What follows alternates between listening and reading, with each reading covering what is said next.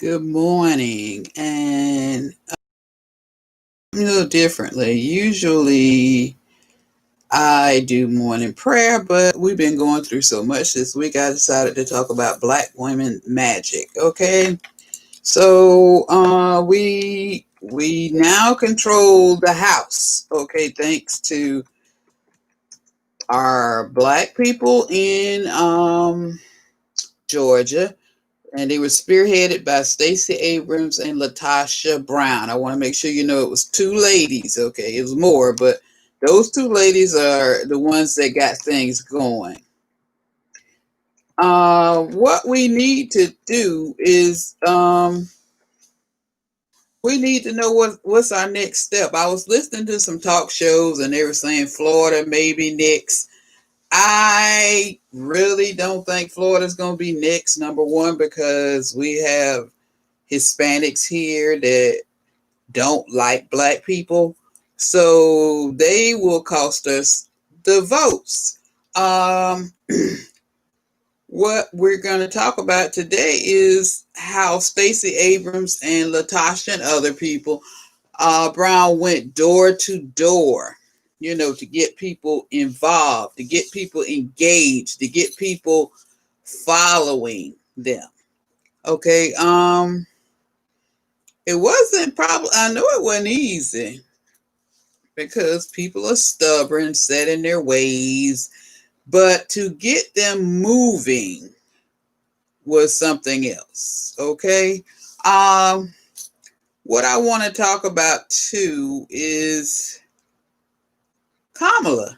She's making history next week. She'll be the first woman, the first African American Hindu woman to be in the vice presidency. So that's powerful. We as Black women are moving. We're moving to places that we never were before. Um, and we were ignored as people. We have people that are, you know, what would I say? People that were educated but overlooked. Stacey not only helped Georgia, Stacey and Latosha, they also helped Arizona and Wisconsin and some more states vote for Joe Biden and Kamala Harris. So they deserve a lot of our praise and our stuff. A lot of people don't talk about that, but we need to talk as a people about our people. Okay? What I want to know is, where do we go?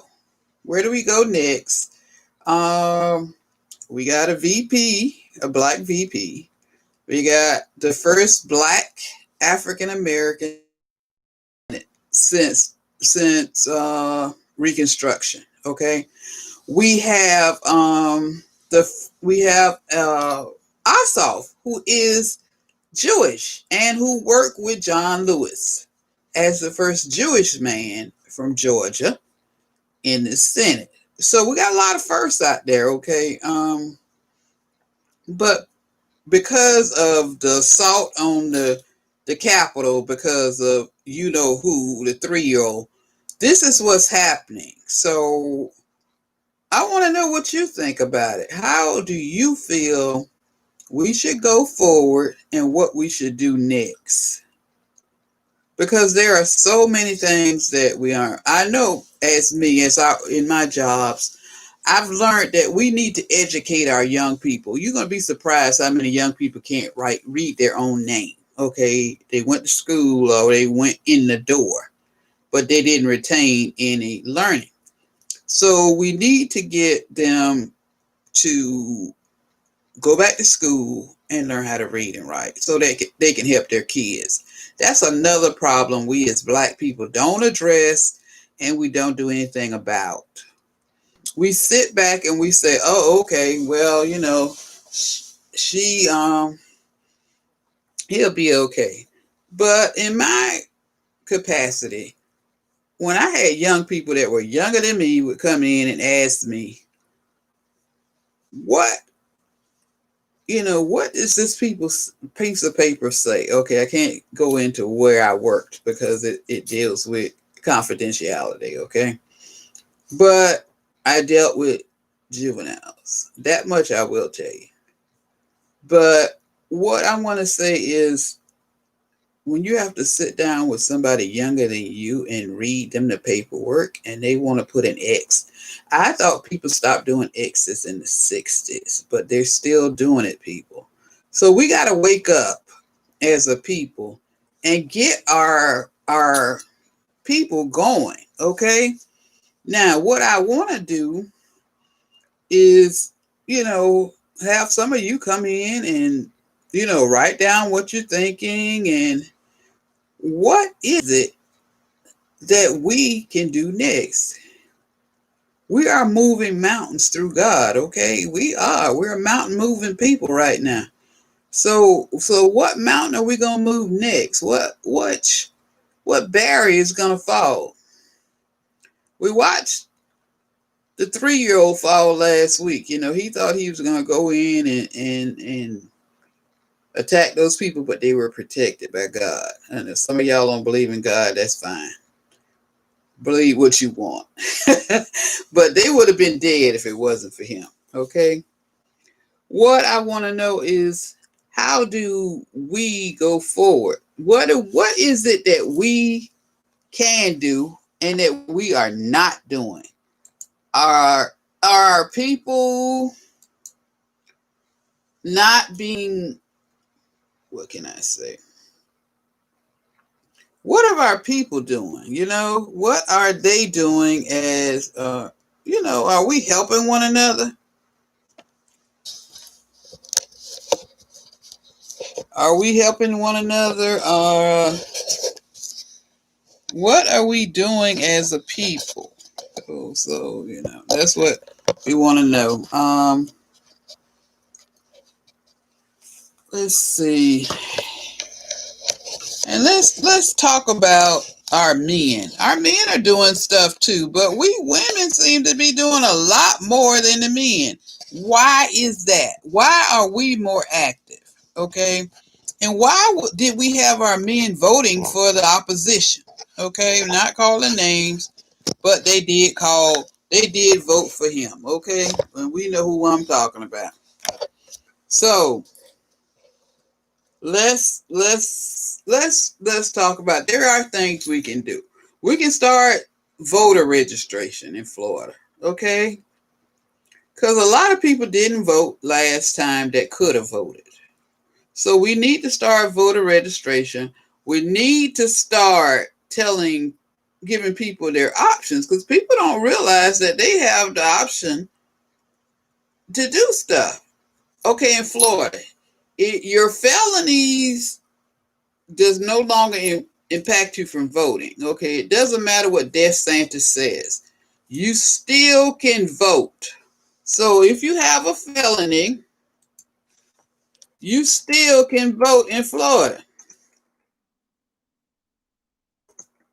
So this is something that most people don't know. So they probably didn't vote because they believe the lie he told you. He's not blocking you because of whatever fines you have. You still can vote, okay? What else you can do? I don't know if you can do jury duty. That's something else we'll talk in another podcast. But what you can do is go and register to vote. Okay, now we have 20 seats coming up next year in 2 years for the Senate. We want Joe Biden to get those seats. Okay, so we want everybody registered and ready to go. Also, we need to flip that House back. We lost 4 seats. I think we lost 4 seats in Florida thanks to AOC. Okay, and I'm calling her name. I don't give a damn. She cost us by the defund the police. Okay, we don't need that crap. Okay, we need to stay focused and we need to find people that are principled so that we can win the election. So we got 20 seats coming up in the Senate and the House every 2 years. Okay. Who we need to get rid of in Florida is little Marco Rubio. He needs to go. So let's get rid of Marco. And there is others. Let's vote him out. Marco is not, he's a Trump supporter. Okay, we don't need that. Trump will be out of office. We need to get rid of him, the people that he put in office. All of those people need to go. Okay, so that's where we are. What we don't need is another insurrection. So the more we take these people down, the less power they have, the more we can control them. Okay, and we can control them by our black vote. We have to continue voting people. That's how we do it. Like I said before, now Joe Biden is also trying to add DC as a state, which is be perfect. So that would give the Democrats 53 seats.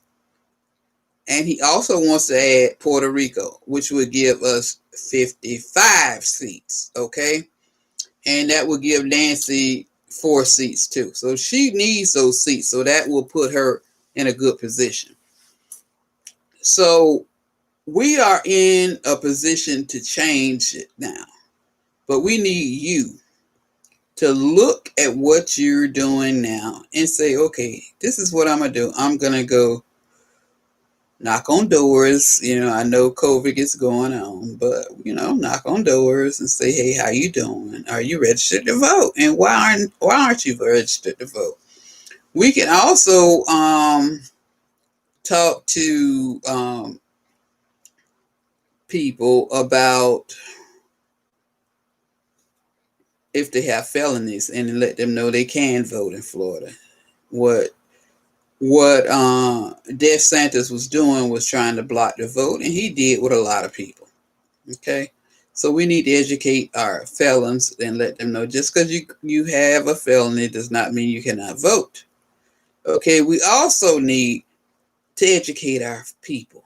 Okay, let's start educating our young parents that cannot read, because we need to get them educated so that they can educate their kids. All right.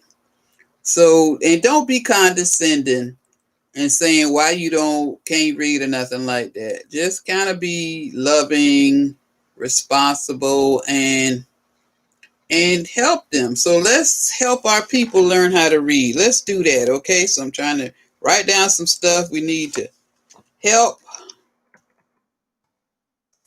young people to learn how to read. Okay, so we got stuff that we can do. Okay, so and then also subscribe. Okay, because I'm gonna be on here every other day. How about that? To keep motivating you. I had put one out and it didn't work, so that's why I had to do this one. Subscribe to the channel. It is free. What you gotta tell people, because they think they gotta pay. You don't pay nothing. You just listen. What we need to do is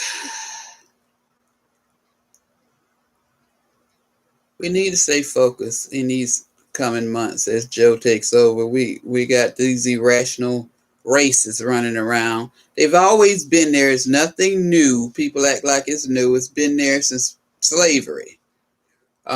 People are shocked to see that the police is involved. Police was always guilty. Okay, they're always complicit. I don't know why people don't think complicit means guilty. Okay, for those of you who don't understand what complicit means. So don't be shocked by anything you see that white people do or that police do. They've been doing it all the while. The police is like they're the slave owners overseers, they do whatever the slave owners tell them to do. Except they don't realize that there is no more slave owners. There's no more plantations, and we're not going to be bowing back to pick up cotton. That's not going to happen. Okay?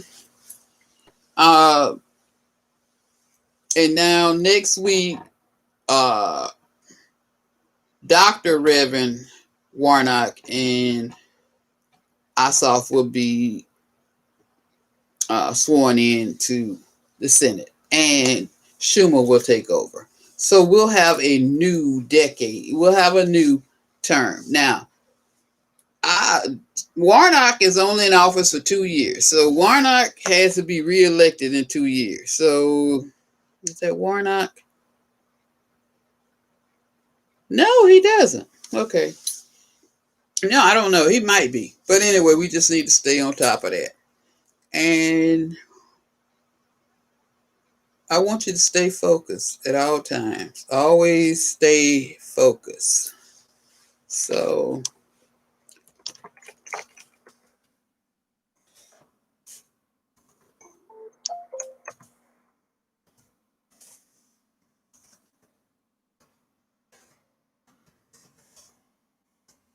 okay, and I'll see you in 2 days. Today's Wednesday. We'll do a stream on Wednesday. Hopefully it won't be confusing like this one was, because more people would have tuned in. I had posted it on Facebook, but they didn't because of the problems with YouTube. All right. Love you. Stay focused. And I want to congratulate Warnock and Ossoff, and of course our new VP, Madame Kamala Harris. Don't forget to wear your pearls. All right. Love you.